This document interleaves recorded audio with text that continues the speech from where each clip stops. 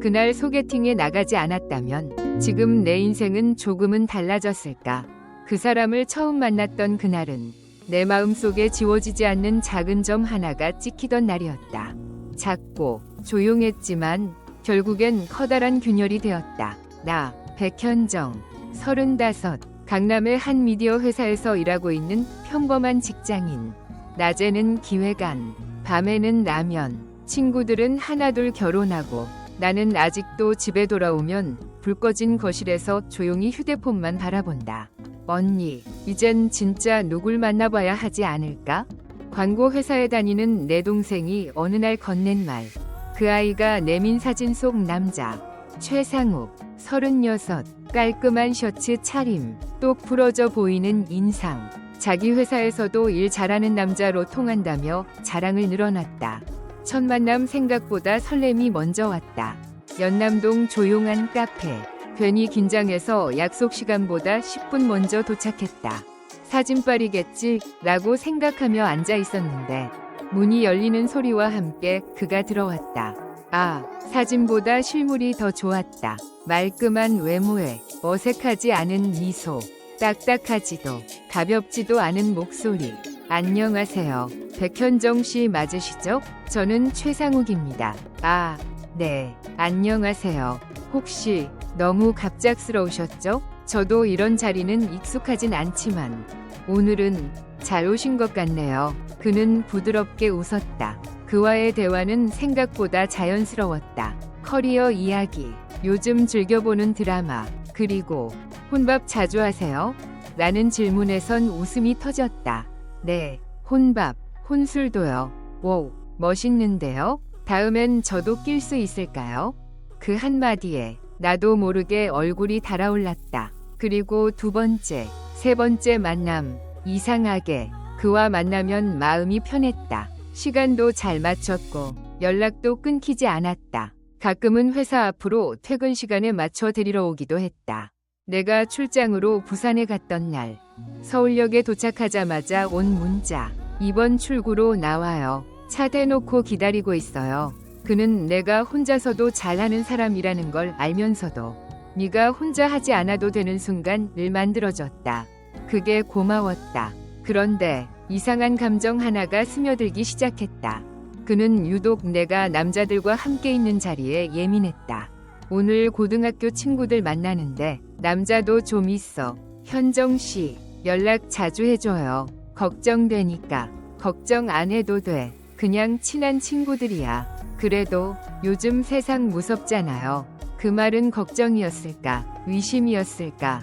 한두 번은 그러려니 했지만 30분마다 오는 전화, 술자리마다 확인 전화, 그리고 내가 피곤하다고 말할 때마다 오는 잔소리 같은 말들. 조금씩 내 자유의 그림자가 드리워졌다.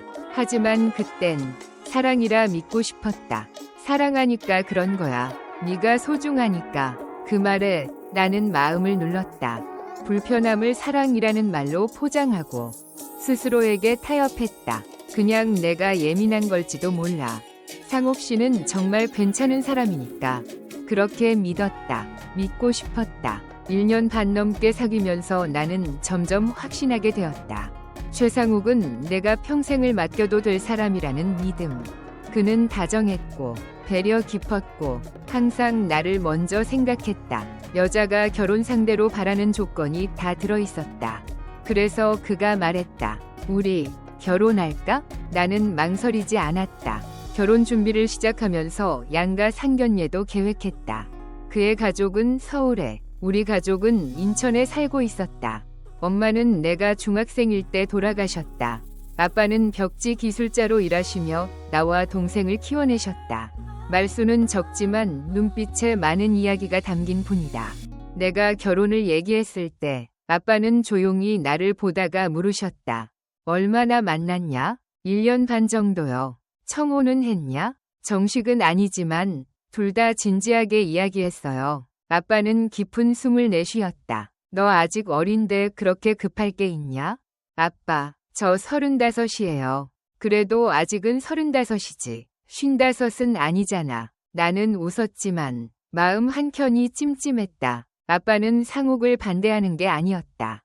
다만 20년 넘게 곁에 있어 준 큰딸을 보내는 게 두려우셨을 뿐.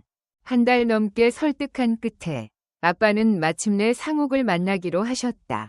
나는 조심스레 그에게 당부했다. 우리 아빠 까다로우셔. 너무 싹싹하게 굴지 마. 그런 거 안 좋아하셔. 걱정 마. 아버님이 나보다 너를 더 좋아하게 만들게. 정말 그랬다. 상욱은 아빠가 좋아하는 화로회를 준비해오고 현관에서 허리 숙여 인사하고 과장되지 않게 공손하게 말하며 대화를 이끌었다. 아빠는 말씀이 적으셨지만 눈빛이 한결 누그러져 있었다. 식사 분위기는 무난했다. 하지만 상욱이 돌아간 뒤 아빠는 소파에 가만히 앉아 있었다. 어때요? 말 참 잘하더라. 말 잘하면 좋은 거 아닌가요? 너무 말을 잘하는 사람은 난 좀 그래. 내가 멈칫하자 아빠는 덧붙이셨다. 말 술술하고 웃음 잘 짓는 사람. 그런 사람이 더 무서운 법이야. 말이 너무 예쁘면 그 속에 숨은 게 많을 수도 있어. 그 말이 머릿속에서 오래 맴돌았다. 완벽하다고 믿었던 상욱에게 그 순간 처음으로 얇은 안개가 낀 것 같았다. 그날 이후 나는 조금씩 그의 가족에 더 관심을 가지게 됐다. 나는 늘 그의 가족이 든든한 기반이라 생각했다. 상욱에겐 3명의 형제가 있었고 그는 둘째였다. 막내와는 친했고 첫째 형인 최상진과는 사이가 별로라고 했다. 형은 늘 자기 말이 맞다고 생각해. 어릴 때부터 어른들한테 예쁨만 받고 자랐지. 굳이 친해지려 안 해도 돼. 나는 대수롭지 않게 넘겼다. 하지만 상욱의 집에 인사하러 갔던 날, 그 말이 떠올랐다. 부모님은 따뜻했고 막내는 예의 바른 청년이었다. 하지만 첫째 형, 최상진, 그는 오지 않았다. 바쁘대. 상욱이 말했다. 예비 올케한테 인사할 시간도 없을 정도로. 내가 농담을 던졌다. 걔는 자기밖에 몰라. 상욱은 툭 던지고 주제를 바꿨다. 결국 양가 상견례 자리가 마련되었고 그 자리에 처음으로 최상진이 나타났다. 그는 회색 정장을 입고 늦게 도착했다. 간단히 인사만 하고는 말이 없었다. 식사 내내 조용히 술만 마셨다. 아빠는 눈치가 빠른 분이다. 바로 이상함을 느끼셨다. 상진 씨, 술 잘 드시네요. 개인 사업 하신다면서요? 조금요. 퉁명스럽게 대답했다. 분위기는 점점 어색해졌다. 그 와중에 아빠가 하신 말씀. 윗물이 맑아야 아랫물이 맑다고 하잖아요. 큰아들이 잘하면 동생들도 잘 따라가게 되어 있지. 그 말은 칭찬처럼 들릴 수 있었지만 그 순간 상진의 코웃음이 들렸다. 그는 누구도 바라보지 않은 채 낮게 웃었다. 모두는 눈치 못 챘지만 나는 봤다. 내 동생도 봤다. 집으로 돌아가는 길, 동생이 말했다. 언니, 나 저 집안 좀 이상한 것 같아. 그냥 사이 안 좋은 게 아니라 뭔가 더 복잡한 게 있는 것 같아. 가슴이 먹먹했다. 분명히 무언가가 있었다. 곧 터질지도 모르는 아주 오래된 폭탄처럼. 그 상견례 후 일주일쯤 지났을 때 상욱에게서 메시지가 왔다. 오늘은 못 데리러 가. 엄마가 급히 부르셨어. 나는 대수롭지 않게 넘기고 회사를 나섰다. 하지만 건물 앞에는 회색 정장 차림의 남자가 서 있었다. 최상진, 백현정 씨? 아, 네? 형님이 여긴. 갑작스러워 죄송합니다. 드릴 말씀이 있어서요. 10분만 시간 내주실 수 있나요? 그의 얼굴엔 장난기 하나 없었다. 나는 조심스레 고개를 끄덕였고 근처 카페로 향했다. 그는 가방에서 노란 봉투 하나를 꺼내 테이블에 놓았다. 직접 확인하시고 판단하세요. 손이 떨렸다. 직감이 나에게 소리쳤다. 열지 마. 하지만 나는 그 봉투를 열었다. 안에는 사진 여러 장이 있었다. 최상욱과 한 중년의 세련된 여자가 서로를 껴안고 입을 맞추고 호텔로 함께 들어가는 장면. 숨이 멎는 것 같았다. 이 여자는 누구예요? 그 사람의 오래된 여자예요. 5년 넘게 관계를 이어온.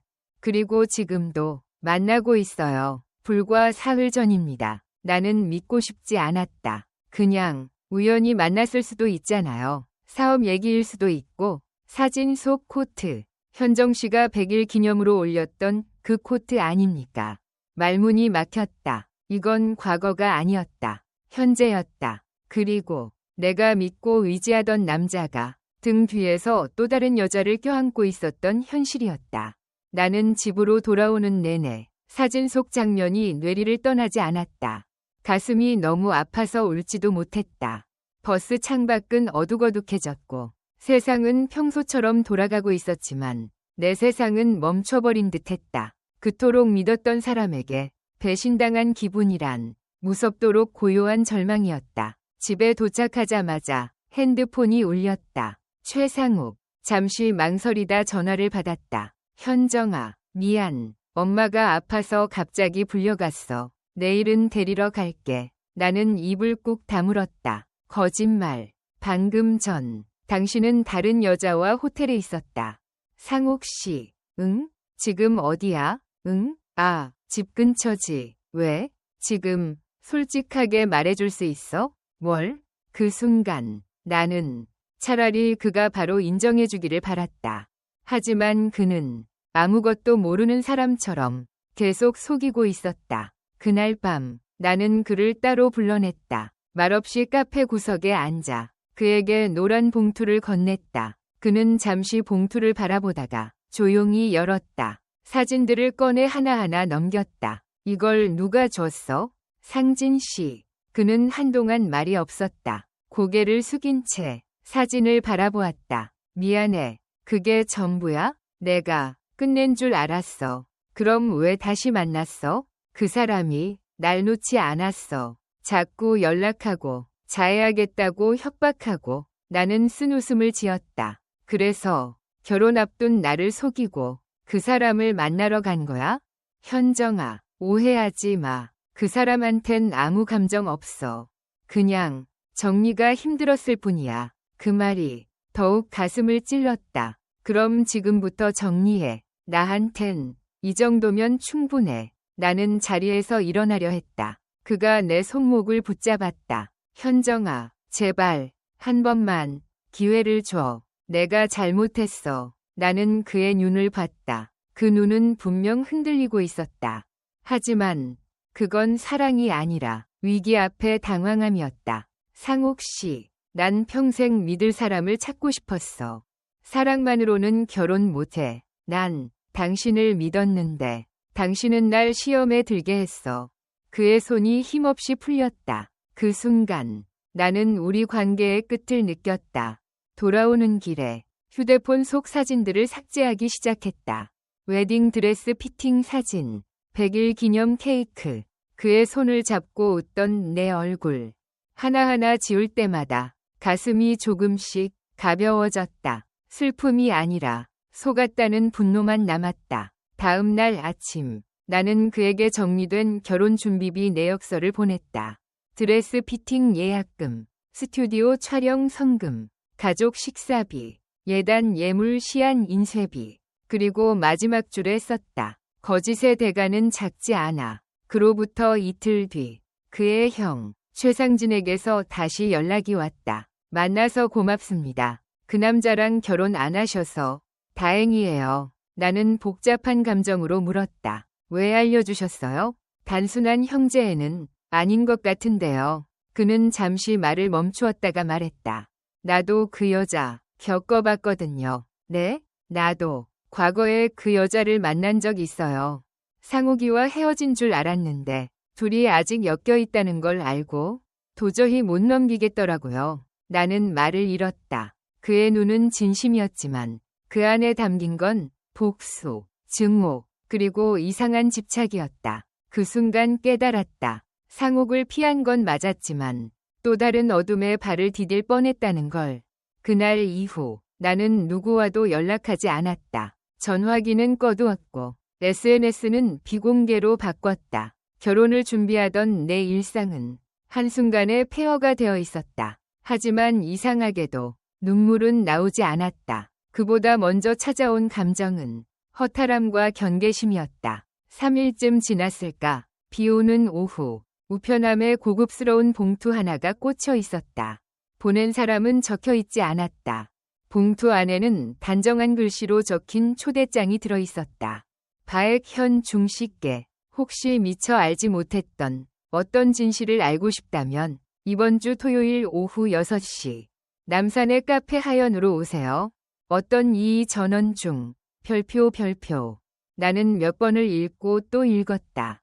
장난일 수도 실수일 수도 있었다. 하지만 직감이 말하고 있었다. 이건 그냥 넘길 수 있는 일이 아니라는 걸.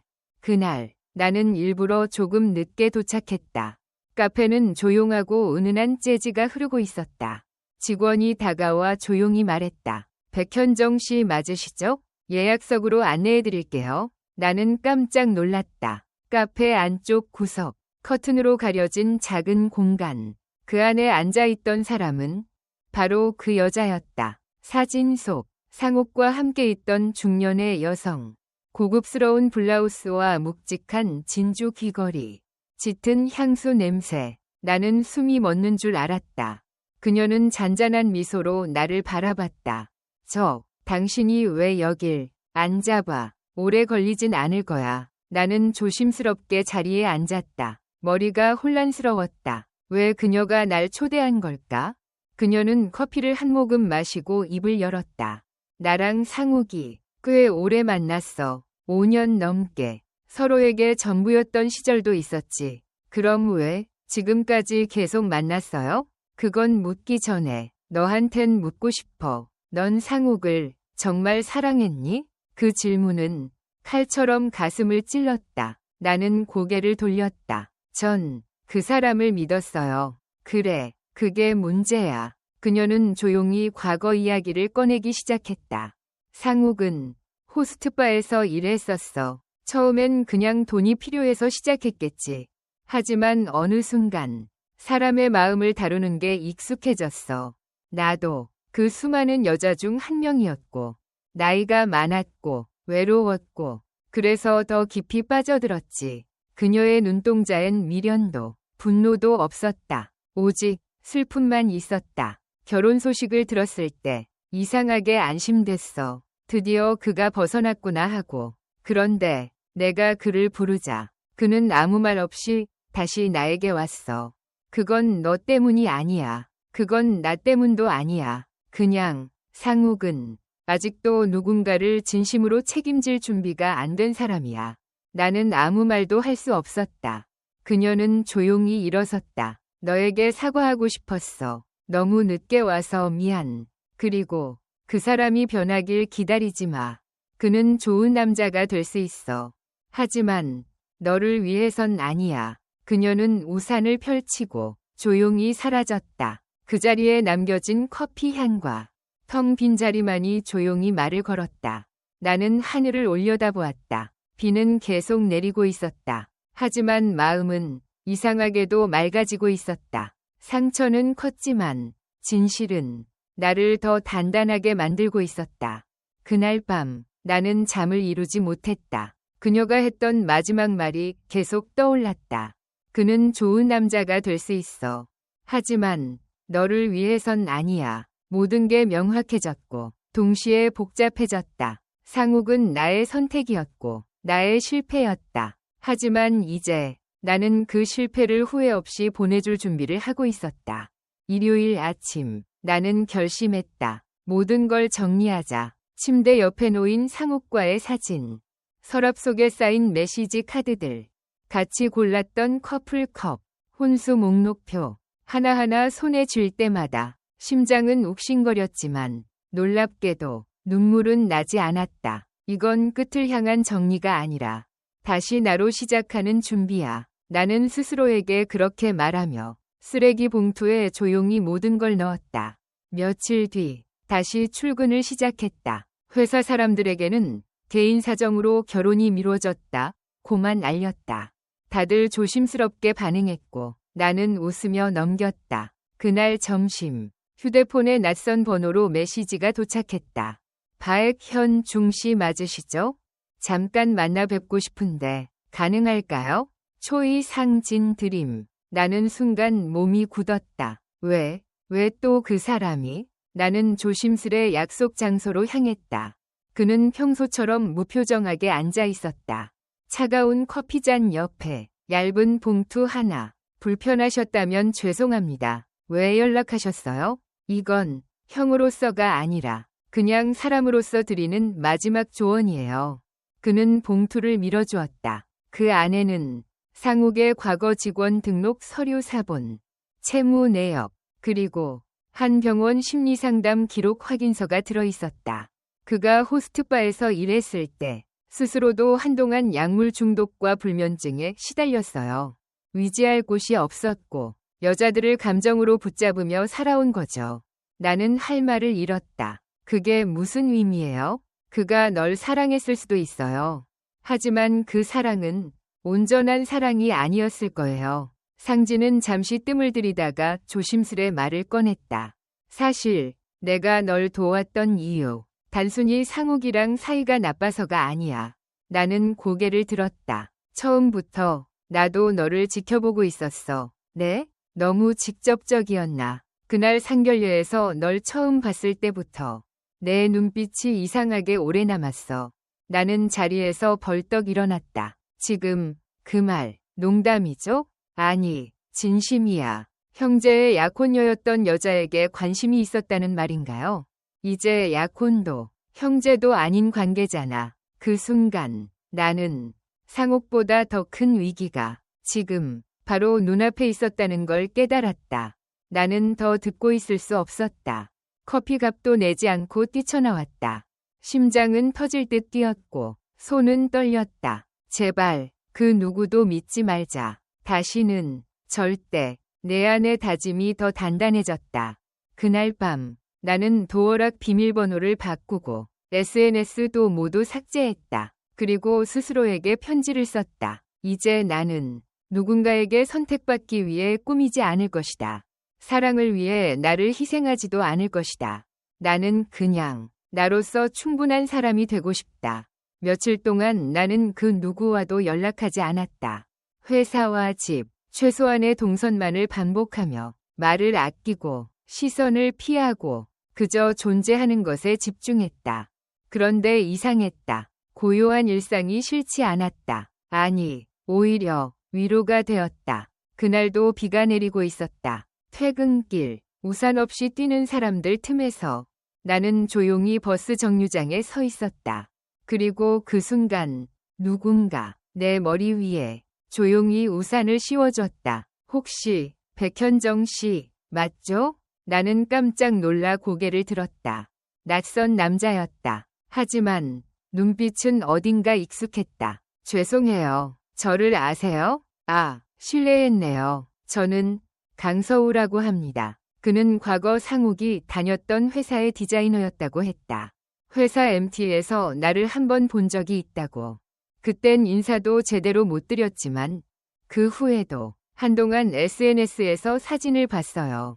결혼 준비도 하신다길래 축하했었어요. 나는 말이 막혔다. 그는 내가 겪은 아픔을 모를 텐데 그저 따뜻한 말 한마디에 속이 저릿했다. 지금은 축하받을 일이 아니에요. 그럴지도 모르죠. 하지만 누구나 다시 시작할 수 있는 거니까요. 그 말에 나는 처음으로 가슴 한켠이 녹아내리는 걸 느꼈다. 우리는 근처 카페에 들어갔다. 그는 말이 많지 않았다. 그저 내 이야기를 잘 들어주는 사람이었다. 다들 제가 센 척한다고 해요. 근데 사실은 그냥 무너지는 게 무서운 것뿐이에요. 나는 고백하듯 털어놨다. 그는 잠시 머뭇거리더니 말했다. 저도요. 사람들 앞에선 웃고 뒤에서는 다 도망치고 싶었던 적 많았어요. 낯설지만 이상하게 편안한 사람. 카페에서 나오는 길. 비는 멈춰 있었다. 그는 조심스럽게 말했다. 다음에 혹시 시간 되시면 그냥 커피 한 잔 더 할 수 있을까요? 나는 대답하지 않고 조용히 고개만 끄덕였다. 그 어떤 반지도 없었고 어떤 약속도 없었지만 그 순간 마음 한쪽에서 조금씩 봄이 오고 있었다. 봄비가 멈춘 뒤 정말로 내 마음에도 새로운 계절이 찾아오고 있었다. 강서우. 그는 조심스럽고 느린 사람이었다. 그리고 그게 좋았다. 밀어붙이지 않고 기다릴 줄 아는 사람. 그는 말보다 행동으로 나를 배려했고 침묵 속에서 진심을 전할 줄 아는 사람이었다. 두 번째 만남은 내가 먼저 연락해서 이뤄졌다. 오늘 퇴근길에 혹시 시간 되세요? 서우는 늘 그렇듯 짧게 대답했다. 그럼요. 어디든 갑니다. 그날 우리는 작은 북카페에서 책을 펼쳐놓고 말없이 같은 조각 케이크를 나눠 먹었다. 원래 이렇게 조용한 분이세요? 현정 씨가 말 많은 사람 좋아하세요? 아니요. 말 없는 사람 좋은 것 같아요. 그 말에 그가 처음으로 눈웃음을 지었다. 세 번째 만남이 끝난 밤 그는 나를 집 앞까지 데려다주며 말했다. 현정 씨, 네?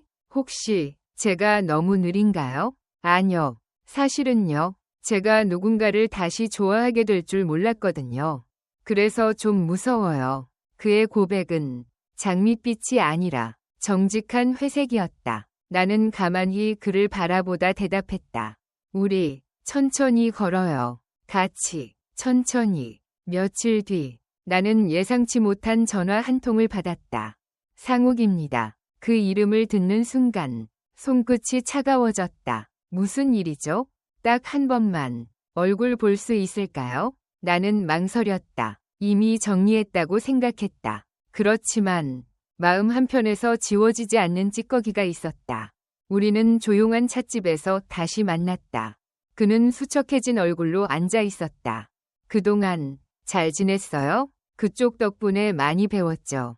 그날 이후 나도 많이 바뀌었어요. 상담도 받고 약도 끊고 나는 그의 말을 끊었다. 그래서요? 다시 시작하고 싶어요. 이번엔 정말 다르게 늦지 않았다고 믿고 싶어요. 나는 그의 눈을 똑바로 바라보며 말했다. 나도 누군가를 다시 만나고 있어요. 아직 아무 약속은 없지만 그 사람은 말하지 않아도 믿을 수 있는 사람이에요. 그럼 그 사람 나보다 더 사랑해요? 나는 대답하지 않았다. 대신 조용히 일어나며 말했다. 이건 사랑의 무게를 비교하는 문제가 아니에요. 이제 나는 상처 주는 사랑보단 지켜주는 사랑을 선택할 거예요. 그날 밤 집으로 돌아오며 눈물이 났다. 서우 때문이 아니라 상욱도 아니었다. 그저 나 자신이 처음으로 정말 나를 지켜낸 기분이 들었기 때문이었다. 그리고 나는 다짐했다. 지금 이 사람은 그 누구의 대체도 아닌 새로운 시작이 될 수 있도록 벚꽃이 지고 연두색 잎이 하나둘 피어나던 어느 날 나는 처음으로 거울을 보며 웃었다.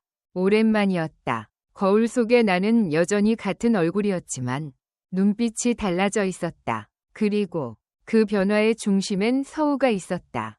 그는 매주 금요일마다 퇴근길에 작은 꽃 한 송이를 들고 나를 기다렸다. 장미도 아니고 백합도 아니고 이름 모를 들꽃 한 송이. 오늘은 이 친구가 눈에 들어오더라고요. 꽃말은 뭔데요? 몰라요. 그냥 예뻐서. 그 말이 더 예뻤다. 어느 날 그는 조심스럽게 물었다. 혹시 다음 주 토요일 시간 괜찮으세요? 어디 가게요? 제 일상을 좀 보여드리고 싶어요. 우리는 함께 그가 자주 가는 서점에 들렀고 그가 일하는 디자인 작업실에 앉아 커피를 마셨다. 작업실 벽에는 그가 만든 포스터와 드로잉이 빼곡히 붙어 있었다. 이거 다 직접 그리셨어요? 네. 제 머릿속을 꺼내놓는 공간이랄까. 나는 조용히 말했다. 그 공간에 나도 들어와도 돼요? 그는 조심스럽게 고개를 끄덕였다. 현정 씨라면 언제든요. 그날 저녁 우리는 홍대 거리의 작은 길을 걷고 있었다. 거리에는 버스킹 음악이 흘러나오고 사람들은 웃고 떠들고 세상은 여전히 복잡했지만 그의 옆에 있을 땐 복잡함이 아름다움이 될 수 있다는 걸 느꼈다. 그 순간 그가 내 손을 잡았다. 서툴고 조심스러운 손길. 괜찮아요? 응, 따뜻하네요. 그 손은 그 어떤 말보다 진심을 닮아 있었다. 며칠 후 나는 작은 종이 상자를 들고 그를 찾았다. 그 안에는 과거 연애에서 남은 마지막 물건들, 상옥과의 사진, 편지, 작은 선물들. 이건 저한테 남은 숙제였어요. 지금 이 감정이 진짜인지 스스로 확인하고 싶었거든요. 그는 조용히 상자를 받았다. 그리고 근처 공터로 함께 향했다. 우리는 상자를 천천히 불에 태웠다. 그 불길 앞에서 나는 조용히 말했다. 이제야 진짜 사랑할 준비가 된 것 같아요. 그는 미소 지으며 말했다. 저도요. 당신을 사랑할 준비. 진작부터 하고 있었어요. 며칠 뒤 비가 내리는 날이었다. 우산을 함께 쓰고 걷던 길. 그가 갑자기 멈춰 섰다. 우리 약속 하나 할래요? 무슨 약속이요? 서두르지 않기. 다치게 하지 않기. 도망가지 않기. 나는 조용히 그를 바라보다가 말했다. 그리고 무슨 일이 있어도 서로 진심을 먼저 꺼내기. 그는 고개를 끄덕이며 내 손을 다시 꼭 잡았다. 비 속에서도 우리의 발걸음은 한 걸음씩 정말로 같은 방향을 향해 가고 있었다. 모든 게 조용했다. 그리고 그 조용함 속에서 나는 다시 나로 살아가고 있다는 실감을 했다. 출근길에 서우에게 보내는 아침 인사. 점심시간에 서로 주고받는 간단한 이모티콘. 퇴근 후 함께 걷는 짧은 거리. 그 평범한 일상이 나에겐 선물이었다. 하지만 모든 평온엔 언제나 작은 균열이 숨어있는 법이다. 하루는 회사에 도착하자마자 내 책상 위에 놓인 이름 없는 택배 상자 하나가 눈에 띄었다. 경비 아저씨는 말했다. 아침 일찍 누가 몰래 두고 갔더라고요. 나는 불길한 예감에 상자를 조심스럽게 열었다. 그 안에는 사진 한 장과 편지 한 통이 들어있었다. 사진 속 인물은 서우와 낯선 여자, 두 사람이 마주 앉아 와인을 마시며 웃고 있었다. 그리고 편지엔 단 한 줄. 그 사람도 당신만 보진 않았다는 걸. 이제 아시겠죠? 심장이 쿵 떨어지는 소리. 그 뒤로 아무 소리도 들리지 않았다. 서우는 그런 사람이 아니라고 믿었다. 하지만 이 상황은 또다시 나를 흔들었다. 왜 또 이 타이밍에? 나는 숨을 내쉬고 그에게 묻기로 결심했다. 퇴근 후 나는 그를 불렀다. 그는 아무것도 모르는 듯 웃으며 나타났다. 현정 씨, 무슨 일 있어요? 이거 먼저 보세요. 나는 사진과 편지를 테이블에 꺼냈다. 그의 얼굴이 순간 굳어졌다. 이걸 어디서? 그건 중요한 게 아니에요. 저한테 중요한 건 이 사진이 진짜냐는 거예요. 서우는 고개를 천천히 끄덕였다. 응, 진짜야. 작년 겨울 한때 짧게 만났던 사람이야. 그럼 지금도 연락해요? 아니, 이 사진 찍고 2달도 안 돼서 끝났어. 내가 정리했어. 그 사람이 못 받아들였던 거고. 나는 한동안 아무 말도 하지 못했다. 머릿속은 복잡했고 심장은 조용히 과거의 공포를 다시 꺼내고 있었다. 현정아, 나 숨긴 건 미안해. 근데 정말 아무 관계 아니야. 오히려 너에게 괜히 걱정 끼칠까 봐 말 못한 거야. 나는 지금 누군가를 다시 믿는 게 얼마나 어려운지 아세요? 그는 내 손을 조심스레 잡았다. 그래서 더 잘하고 싶었어. 난 도망가지 않을게. 너랑 싸우더라도 도망치지 않고 옆에 있을 거야. 며칠 후 나는 또 하나의 전화를 받았다. 최상욱입니다. 그는 차분하게 말했다. 현정 씨, 강서우 씨 조심하세요. 그 사람, 당신이 생각하는 것만큼 깨끗한 사람 아니에요. 또 무슨 얘기를 하시려는 거예요? 그 사람이 왜 예전 직장에서 나왔는지 직접 물어보세요. 당신 앞에선 말 안 했겠죠. 심장이 다시 한번 불안이라는 이름의 문을 열었다. 나는 그날 서우에게 물었다. 혹시 전에 일하던 회사에서 무슨 일 있었어요? 그는 놀라며 나를 바라봤다. 그리고 조용히 입을 열었다. 예전 대표랑 디자인 표절 문제로 다퉜어. 난 내부 고발을 했고 결국 그 일로 회사를 나왔지. 그 사람이 나중에 날 헐뜯은 건 알고 있어. 왜 말 안 했어요? 과거를 자랑스럽게 꺼낼 수 없잖아. 나는 그의 대답을 듣고 한참을 말없이 앉아 있었다. 나 너무 예민한 사람 됐나 봐요. 작은 의심에도 마음이 흔들려요. 현정아, 괜찮아. 마음이 쉽게 흔들리는 건 그만큼 소중하게 붙잡고 있다는 뜻이니까. 그날 밤 우리는 서로 아무 말 없이 손을 잡았다. 그리고 그 침묵 속에서 또 한 번이 약속 없는 약속이 서로의 온기로 스며들고 있었다. 가을이 오고 있었다. 뜨거웠던 햇살은 부드러워졌고 바람은 선선하게 내 어깨를 스쳤다. 그리고 나는 그 계절 속에서 비로소 쉼표 하나를 얹고 싶어졌다. 일요일 오후 우리는 늘 가던 작은 카페에 앉아 있었다. 창밖엔 노랗고 붉은 잎이 천천히 떨어지고 있었다. 서우는 내게 말했다. 우리 함께 살아볼래요? 그 질문은 반지나 무릎 꿇는 제스처가 없는 아주 담백한 제안이었다. 나는 웃으며 고개를 끄덕였다. 응, 같이 살아봐요. 서두르지 않고 조용히 같이. 우리는 서울 외곽의 조용한 동네에 햇살 잘 드는 투룸 아파트를 구했다. 가구를 함께 고르고 벽에 걸 그림을 고민하고 주말마다 시장에 가서 야채를 고르며 웃는 일상이 그 어떤 로맨틱한 이벤트보다 우릴 더 가깝게 만들어줬다. 어느 날 서우가 나지막이 말했다. 현정씨 웃는 거 보면 예전보다 훨씬 따뜻해진 것 같아. 응, 나도 내가 좀 따뜻해진 것 같아. 가을이 깊어지던 어느 날 나는 그에게 편지 한 통을 건넸다. 이건 내가 나에게 쓰는 편지야. 근데 당신한테 보여주고 싶었어. 편지에는 이렇게 적혀 있었다. 현정아, 이제 그만 아파도 돼. 누구에게 잘 보이려 애쓰지 않아도 돼. 너는 충분히 괜찮은 사람이고 이제 내 옆에는 네가 괜찮다는 걸 매일 말해줄 사람이 있어. 서우는 편지를 조용히 접고 내 손을 꼭 잡았다. 앞으로는 내가 매일 말해줄게. 괜찮다고. 지금처럼만 있어달라고. 겨울이 시작되던 날 우리는 작은 공원에서 첫눈을 맞았다. 그는 내게 카메라를 들이밀며 말했다. 여기 웃어봐요. 오늘은 기억하고 싶어. 눈송이 사이로 찍힌 그 사진에는 마지막으로 울고 처음으로 웃는 내가 있었다. 사랑은 드라마처럼 극적이지 않았다. 매일 아침 일어날 때 옆에 있는 사람, 힘들 땐 아무 말 없이 차를 끓여주는 사람, 내 이야기를 가끔 잊어도 다시 들어주는 사람, 그 사람이 강서우였다.